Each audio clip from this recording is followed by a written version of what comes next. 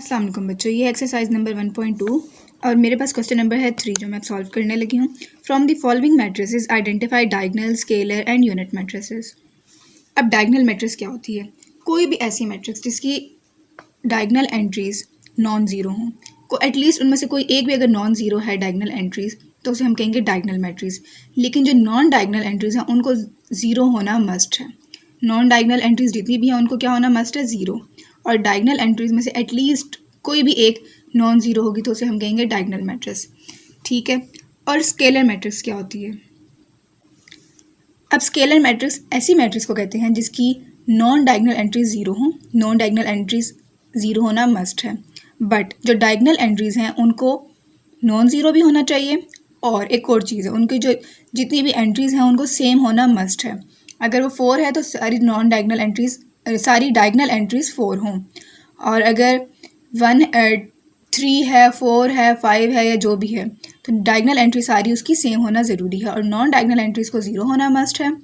लेकिन जो इसकी डायगनल एंट्रीज हैं, जिस तरह के मैंने बताया 2 हो, 4 हो, 6 हो, और डायगनल एंट्रीज उसमें सिर्फ एक एक्सेप्शनल केस है कि वहाँ पे ज़ीरो नहीं हो सकता और 1 नहीं हो सकता। अगर 1 हो जाएगा, अगर उसकी कोई भी ऐसी मैट्रिक्स है जिसकी डायगनल एंट्रीज 1 है और बाकी एंट्रीज 0 हैं तो उसे हम कहते हैं यूनिट मैट्रिक्स। इस क्वेश्चन में आपसे थर्ड चीज़ पूछी गई है, यूनिट मैट्रिक्स। जिस तरह के 1 1, ये डायगनल एंट्रीज इसकी होगी 1 1 और बाकी एंट्रीज इसकी हैं 0 0, तो इसे हम कहते हैं डायगनल मैट्रिक्स, यूनिट मैट्रिक्स। अब इसमें इनको सॉल्व करते हैं, बताते हैं कि कौन सी मैट्रिक्स यूनिट मैट्रिक्स है, कौन सी डायगनल और कौन सी स्केलर है। एक को अगर देखें, इसकी जितनी भी डायगनल एंट्रीज़ हैं वो सेम हैं, 4 हैं, और नॉन डायगनल एंट्रीज 0 हैं। तो अभी हमने बात की थी कि स्केलर मैट्रिक्स के लिए क्या होना ज़रूरी है? डायगनल एंट्रीज़ का सेम। इसके एस से आप याद रख लेंगे, सेम।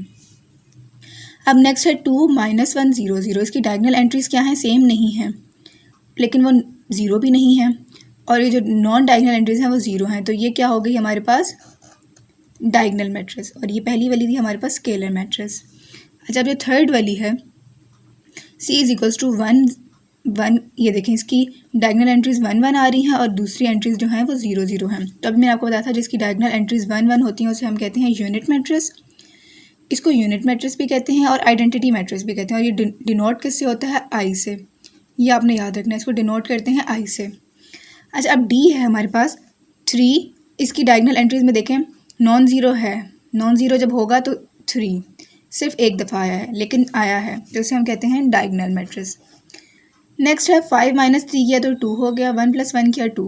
ये दोनों एंट्रीज इसकी सेम हैं। जब सेम होती हैं दोनों डायगनल एंट्रीज और बाकी एंट्रीज 0 होती हैं तो उसे हम कहते हैं स्केलर मैट्रिक्स। तो